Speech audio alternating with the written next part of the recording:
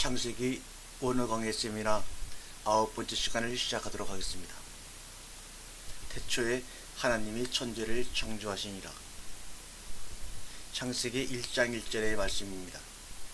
창조란 과연 무엇을 말하는 것일까요? 흔히들 무에서 유를 있게 하는 것을 창조라고 합니다만 좀 더 명확한 근거는 없을까요? 창세기 2장 4절은 이렇게 기록하고 있습니다. 천지에 창조된 대략이 이러하니라. 여기서 대략이라는 단어가 히브리어로는 톨레토트입니다. 톨레토트의 원뜻은 우리가 많이 사용한 족보라는 말입니다. 헬라어로는 비브로스 게네세우스라고 하는데 신약의 첫 책, 첫 장, 첫 단어이기도 하지요. 그렇다면 창세기 2장 4절을 다시 한번 번역한다면 천지에 창조된 족보가 이러하니라고 되어야 할 것입니다. 족보라는 것은 무엇입니까? 아버지가 아들을 낳는 것을 의미합니다. 창세기 1장 1절과 창세기 2장 4절을 연결하여 해석해 본다면 창조는 낳았다라는 의미와 동일한 의미라는 것을 알 수가 있습니다. 이렇게 가정한다면 창세기 1장 1절은 태초에 하나님이 천지를 낳으시니라. 이렇게 하면 우리 마음속으로 새로운 생각을 갖고 오늘 한번 시작해 보겠습니다. 창조하다의 히브리어 발어는 세 개의 자음으로 구성되어 있습니다. 알렙, 로시, 베이트로 되어 있습니다. 히브리어가 두 자음 내지 세 자음으로 많이 구성되어 있는데 어떤 경우에는 명사형 두 자음이 동사로 바뀔 때 세 개의 자음이 되는 경우가 있습니다. 그런데 동사 끝에 오는 자음들이 발음을 하기 위한 모음성 자음 혹은 후문자라고도 하는 자음이 붙는 경우가 많습니다. 창조하다의 빠라도 그러는 경우라고 가정한다면 바라의 끝자음 알렙을 뺀 단어를 찾아볼 필요성이 있다고 봅니다. 실제로 성경 히브리어 중에 알렙을 뺀 바르라는 단어가 있습니다. 그런데 더 희한한 일은 그 단어가 아들 혹은 상속자라는 의미로 쓰여지고 있다는 것입니다. 히브리어만 있는 것이 아니라 아람어에도 같은 문자와 같은 뜻으로 쓰이고 있습니다. 스트롱 원어 사전을 아신다면 스트롱 번호 1247번은 아람어로 바르라는 단어가 그렇고 1248번 바르는 1247번에서 유래한 단어로 어떤 사전은 이렇게 적고 있습니다. 분명한 왕위의 상속자. 또 1249번 바르는 깨끗한, 순결한, 바르가 형용사로 사랑받는 순수한, 깨끗한, 빈, 선택, 깨끗한으로 표현되고 있습니다. 즉 사랑받는 아들 또는 선택된 순수한 왕이 계승자라도 볼 수 있습니다. 적용에 있어서 무리가 없다면 생각해 볼 만한 사실입니다. 성경은 구원의 책이고 구원의 족보입니다. 왜냐하면 순수한 선택된 아들들만이 하나님의 구원 예정이니까 그렇습니다. 그래서 성경은 처음부터 끝까지 족보로 이어져 있고 낳고라는 단어로 점철되어 있는 이유이기도 합니다. 천지의 족보가 그렇고 그 땅에서 아담이 나왔으며 아담의 족보가 예수까지 이어지고 있습니다. 땅의 족보뿐만 아니라 성경은 하늘의 족보도 말하고 있습니다. 하늘의 족보가 요한복음 1장의 호로고스 족보입니다. 계시록 7장은 12지파에 입맞은 족보 14만 4천을 말하고 있습니다. 이상의 글을 어떻게 생각하시든 상관은 없습니다.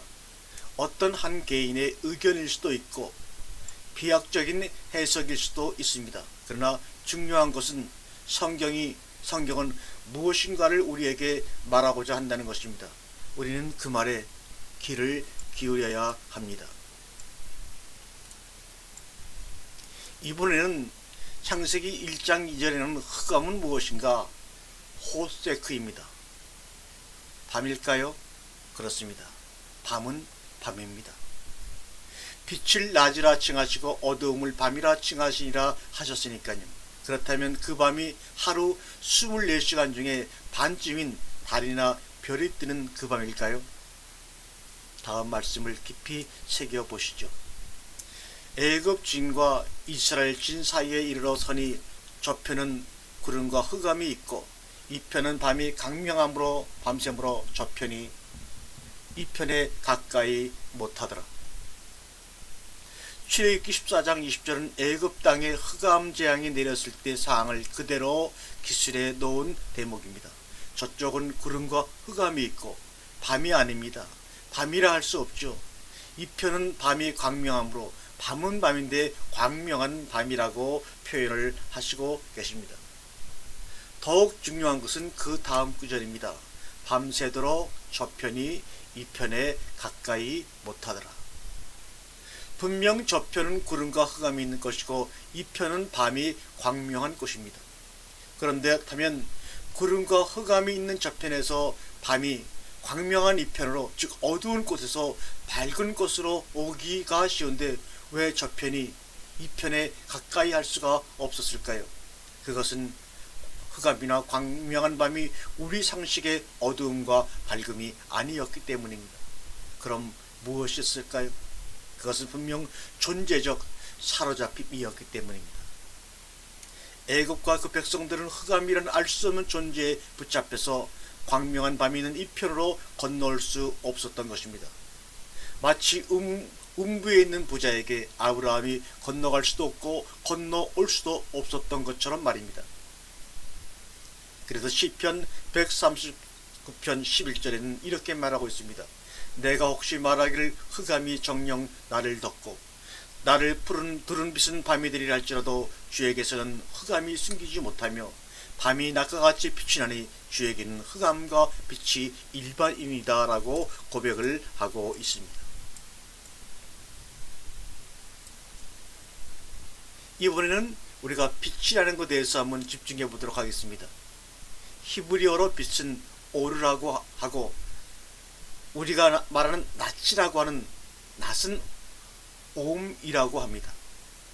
그래서 빛, 즉 오르를 낯, 즉 옴이라고 명명하고 그렇게 부릅니다. 그런데 그 옴을 낮이라고만 하지 않고 첫째 날, 둘째 날 할 때 그 날이라고도 부릅니다. 그러므로 빛은 낮이요 또 날이기도 합니다.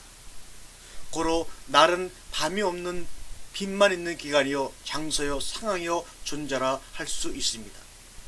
그래서 첫째 날, 둘째 날 등은 저녁과 아침만 있을 뿐 밤이 없습니다. 공동번역 성경에는 이렇게 첫날이 밤, 낮 하루가 지났다고 되어 있으나 그것은 오역입니다. 스가랴서 14장 7절에서는 이렇게 말하고 있습니다. 여호와의 아시는 한날이 있으리니 낮도 아니요 밤도 아니라 어두워갈 때 빛이 있으리로다. 번역상 약간의 문제가 있으나 확실한 것은 저녁은 밤에 속하지 않았다는 것입니다. 중요한 것은 창세기 1장의 7날들은 밤에 속하지 않았고 오직 빛, 곧 낮이라는 것입니다. 주님은 요한복음에서 말씀하시기를 아주 잠시 동안 빛이 너희 중에 있으니 빛이 있을 동안에 다녀 어두움에 붙잡히지 않게 하라. 어두움에 다니는 자는 그 가는 바를 알지 못하느니라고 요한복음 12장 35절에 말씀하셨고, 또 연이어 말씀하시기를 너희에게 아직 빛이 있을 동안에 빛을 믿으라. 그리하면 빛의 아들이 되리라고 하셨고, 또한 사도 바울은 데살로니가서 5장 5절 이하에 너희는 다 빛의 아들이요 낮의 아들이라. 우리가 밤이나 어두움에 속하지 아니하나니 그러므로 우리는 다른 이들과 같이 자지 말고 오직 깨어 근신할지라. 낮이 아니고 밤이 아닙니다. 그렇게 알고 믿었다가는 우리도 모르는 사이에 우리는 밤에 속한 자들이 되는 것입니다. 그것이 바로 밤의 수법이기에 드리는 말씀입니다. 이제는 빛과 어둠을 나누사. 이 말을 원어대로 직역하게 되면 빛 사이와 어두움 사이를 나누사입니다. 즉 두 사이를 간격을 두어 나누신다는 말씀입니다. 그 뜻이 무엇일까요? 창세기 18장과 창세기 19장 사이를 보면 이런 차이점이 있습니다. 창세기 18장 1절에 여호와께서 만물의 상수리 숯불 근처에서 아브라함에게 나타나시니라. 오종 즈음에 그가 장막문에 앉았다가, 자, 이 문장을 직역을 해보겠습니다. 여호와께서 만물의 상수리 숯불 근처에서 그에게 나타나시니라. 그날 더울 때 그가 장막문에 앉았다가, 원어 성경에는 개역 성경에 빠져 있는 그날 하요미라는 단어가 있습니다. 그리고 그날 중에 한낮인 가장 더울 때, 즉 정오, 해가 가장 밝을 때를 지적하고 있습니다. 더워서 장막문에 앉아 있었습니다. 그런데 창세기 19장 1절에는 날이 저물 때 엘레브, 우리가 황혼이라는 말입니다. 날이 저물 때 그 두 천사가 소돔에 이르니 마침 롯이 소돔 성문에 앉았다가 그들을 보고 일어나 영접하고 땅에 엎드려 절하여 여기서 절하여. 여기서는 여호와는 빠져 있고 두 천사가 나타나고 한낮이 아니라 해가 질려, 즉 저녁에 에레브에 왔습니다. 날이 서늘할 때이므로 성문에 나와 앉아 있었습니다. 한낮 가장 밝고 더울 때와 극명하게 대조되는 묘사 아닙니까? 그뿐이 아닙니다. 19장 5절에는 롯을 부르고 그에게 이르되 이 저녁에 내게 온 사람이 어디 있느냐, 이끌어내라, 우리가 그들을 상대하리라. 여기서 저녁은 에레브가 아니라 라일입니다. 우리가 말하는 나이트입니다. 소돔성 사람들이 롯에게 하는 아우성입니다. 여기서는 특히 이 저녁에는 이 밤으로 고쳐야 합니다. 에레브, 저녁이 아니라 그 밤에 할라이라고 여기는 원어에서 말하고 있기 때문입니다. 그래 다시 한번 해석하면 롯을 부르고 그에게 이르되 이 밤에, 이렇게 해석하는 것이 맞습니다. 그렇다면 이 성경의 두 절은 왜 이러한 사실까지 낱낱이 적시하고 있을까요? 창세기 18장은 한낮에 일어난 사건이요, 창세기 19장은 해 진력, 저녁부터 밤 동안에 일어난 사건이라는 것을 우리에게 조지시키고자 하는 것입니다. 18장과 19장 사이를 이렇게 갈라 놓으셨습니다. 아브라함이 그 아침에 일찍 일어나 여호와의 앞에 섰던 곳에 이르러, 이렇게 말하고 있습니다. 아브라함은 다시 그 다음날 아침 해가 올라오는 아침에 여호와를 배웠던 그 장소에 나타납니다. 소돔에 롯을 위해 어제 간구했던 그 기도가 응답이 어떻게 되었는지 보려고 말입니다. 이것이 신앙생활입니다. 빛과 어두움, 낮과 밤을 구분할 줄 알고 밤의 심판을 위해 기도하며 그 기도의 응답을 확인할 줄 아는 자, 그 사람이 바로 신앙생활을 바르게 하고 있는 자라고 성경은 분명히 우리에게 말씀하고 있습니다.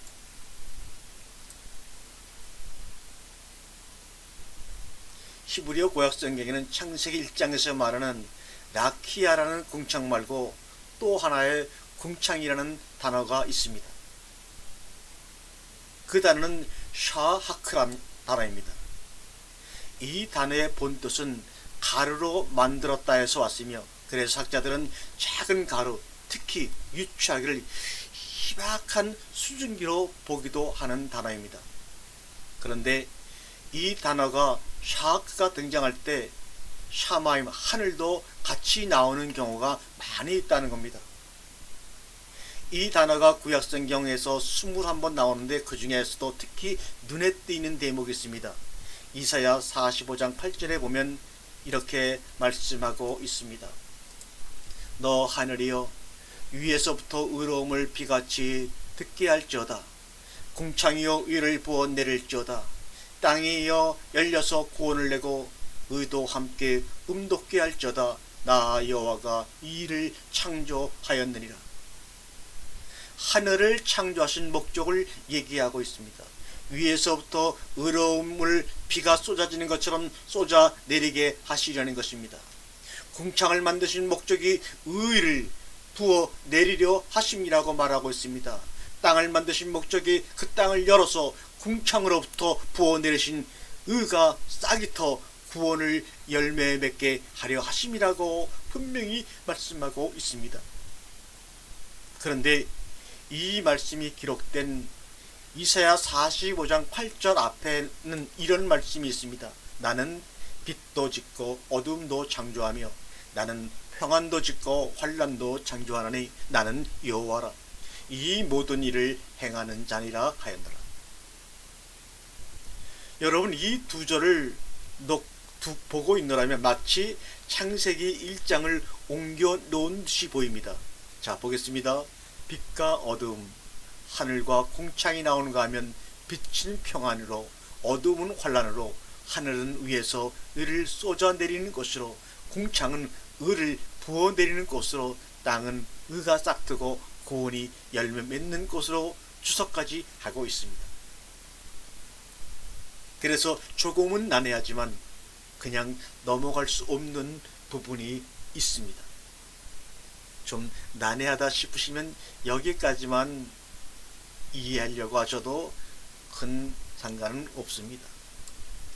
이사야 45장 8절의 9절 중에 나 여호와가 이 일을 창조하였느니라는 대목 중에 이 일을 하는 부분입니다. 히브리 원문으로는 베라티오라고 해서 창조하다의 빠라동사 1인칭 단수의 남성 3인칭 단수가 전미사로 붙어있는 형식의 단어입니다. 우리말 성경은 이 전미사를 이 일을 창조하였느니라고 해석하고 있으나 직역하게 되면 내가 그를 창조하였느니라가 됩니다. 그렇다면 여기서 말하는 곧 남성 3인칭 단수를 누구를 말하는 것일까요? 이사야 43장 7절에 이런 말씀이 있습니다. 무릇 내 이름으로 일컫는 자 곧 내 영광을 위하여 창조한 자를 오게 하라. 그들을 내가 지었고 만들었느니라. 여기서 내가 창조한 자를 오게 하라가 앞에 45장 8절의 베라티오와 같습니다. 단어를 보십시오.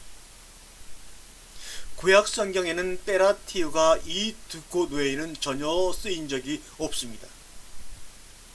그런데 43장 7절에서 고쳐야 할 부분이 있습니다. 그들을 내가 지었고 만들었느니라 라는 대목에 그들을 남성 3인칭 단수 그를로 고쳐야 합니다. 왜요? 단수이기 때문에 그렇습니다. 그러므로 43장 7절을 다시 번역하면 무릇 내 이름으로 일컬음을 받는 자들과 내가 내 영광을 위하여 창조하였고 지었고 만든 그를로 번역하는 것이 정확한 번역입니다. 왜 이렇게 말씀하시는가 하면 그 다음 43장 8절 때문입니다. 눈이 있어도 소경이요 그에게 귀가 있어도 귀머거리 들인 백성을 너는 이끌어내라.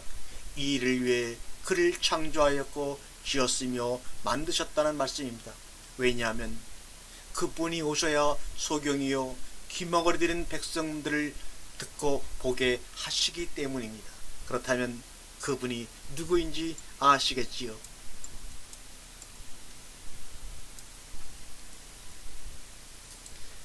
성경에는 물에 대한 말씀이 많이 나옵니다. 또한 물은 생존하는 모든 것들에게 없어서는 안 되는 절대적 필수입니다. 그러나 성경에 나오는 물이 다 그런 물만은 아닙니다. 생수가 있는가 하면 창수가 있고 홍수가 있는가 하면 잔잔히 흐르는 시냇물이 있습니다. 그러므로 물의 성격과 용도에 따라 분류해서 살펴볼 필요성이 있습니다. 우선 가장 성경적인 물인 생수에 대해서 살펴보겠습니다. 구약 성경에는 생수가 12번 등장하고 신약 성경에는 3번 등장합니다. 구약 성경에서 맨 처음 등장하는 생수가 바로 여러분이 잘 아는 창세기 26장 19절입니다. 이삭의 종들이 처음 봤던 우물이 생수즉 생명의 물이었습니다. 그때 그랄 목자들이 와서 자기들 것이라고 하여 그 우물을 에셋, 다툼이라고 부릅니다. 중요한 것은 레위기 14장에 나오는 악성 천질인 문둥병에 대한 결례예법에서 언급하고 있는 결례 절차에 반드시 이 생수를 사용하라는 대목입니다. 개역성경에는 흐르는 물로 되어 있습니다만 원어에는 마임, 하임이라고 해서 생수라고 정확하게 표현하고 있습니다. 우리 주님이 12문둥병을 고쳐주신 일을 잘 알고 있습니다. 거기에서는 생수가 등장하지 않습니다. 그러면서도 주님은 제사장들에게 너희 몸을 보이라 하십니다. 그렇다면 우리 주님은 율법을 어긴 것일까요? 아닙니다. 주님 자신이 바로 생수이기 때문에 이 12문둥이를 깨끗게 한 이 일은 율법이 완성된 실제 사건이었습니다. 그 외에도 유출병이나 부정한 자가 정결케 되려면 우슬초에 이 생수를 찍어 뿌림을 받아야 했습니다. 그럼에도 이스라엘 백성들은 그렇지 못했습니다. 그러므로 에레미야 선지자는 이렇게 호통하면서 탄식합니다. 어느 나라가 그 신을 신 아닌 것과 바꾼 일이 있느냐? 그러나 나의 백성은 그 영광을 무익한 것과 바꾸었다 하시면서 너 하느라 이 일을 인하여 놀랄지어다 심히 떨지어다 두려워할지어다 여호와의 말이니라. 왜냐하면 내 백성이 두 가지 악을 행하였나니 곧 생수에 근원되는 나를 버린 것과 스스로 웅덩이를 판 것인데 그것은 물을 저축지 못할 터진 웅덩이라고 표현을 하고 있습니다. 여기서 생수의 근원이라는 말과 터진 웅덩이라는 단어가 나옵니다. 주님은 요한복음 4장에서 행로에서 사마리아를 통과하시다가 여인 한 사람을 만나 대화를 나누게 됩니다. 그 대화 속에 이런 말씀이 나옵니다. 내가 만일 하나님의 선물과 또 내게 물 좀 달라 하는 이가 누구인 줄 알았더라면 내가 그에게 구하였을 것이요 그가 생수를 내게 주었으리라. 그러자 그 여인이 하는 말이 이렇습니다. 주여 물 기를 그릇도 없고 이 물은 깊은데 어디서 이 생수를 얻겠삼나이까. 그러자 주님께서 이렇게 복된 말씀을 해주십니다. 이 물을 먹는 자마다 다시 목마르리니와 내가 주는 물을 먹는 자는 영원히 목마르지 아니하리니 나의 주는 물은 그 속에서 영생하도록 솟아나는 샘물이 되리라. 여기서도 주님은 두 가지의 물을 말씀하고 있습니다. 다시는 목마르는 이 물과 영원히 목마르지 않고 그 속에서 영생하도록 솟아나는 물의 근원을, 다시 목마른 이 물은 분명 늙은 선지자 에레미야가 탄식한 물을 저축지 못할 터진 웅덩이입니다. 노 선지자 에레미야는 이렇게도 말하고 있습니다. 이스라엘의 소망이신 여호와여, 무릇 주를 버리는 자는 다 수치를 당할 것이라. 물은 여호와를 떠나는 자는 흙의 기록이 되어리니 이는 생수의 근원이신 여호와를 버림이니이다. 흙의 기록이 되어리니, 무서운 말씀입니다. 왜 그렇게 됩니까? 이는 생수의 근원이신 여호와를 버림이니라고 분명히 말씀하고 있습니다. 그러나 그 생수의 근원이신 여호와를 버리지 아니하는 자는 이렇게 된다고는 복된 약속을 우리들에게 오늘 이 시간 하고 있습니다. 함께 읽어볼까요? 여호와의 아신 한 날이 있으니 낮도 아니요 밤도 아니라 어두워갈 때 빛이 있으리로다. 그날의 생수가 예루살렘에서 솟아나서 절반은 동해로 절반은 서해로 흐를 것이라. 여름에도 겨울에도 그러하리라. 여호와께서 천하의 왕이 되시리니 그날에는 여호와께서 홀로 하나이실 것이요 그 이름은 홀로 하나이실 것이며 온 땅에 아라바같이 평지같이 되되 게바에서 예루살렘 남편 리몬까지 미칠 것이며 예루살렘이 높이 들려 그 본초에 이르니 베냐민 문에서부터 천문자리와 성모퉁이 문까지 또 하나넬 망대에서부터 왕의 포도주 짜는 곳까지라. 사람이 그 가운데 거하며 다시는 저주가 있지 아니하니니 예루살렘이 안녕히 서리로다. 오늘 이 주님의 약속된 말씀이 여러분과 저의 말씀이 되기를 간절히 소망하며 오늘의 말씀을 마치도록 하겠습니다. 감사합니다.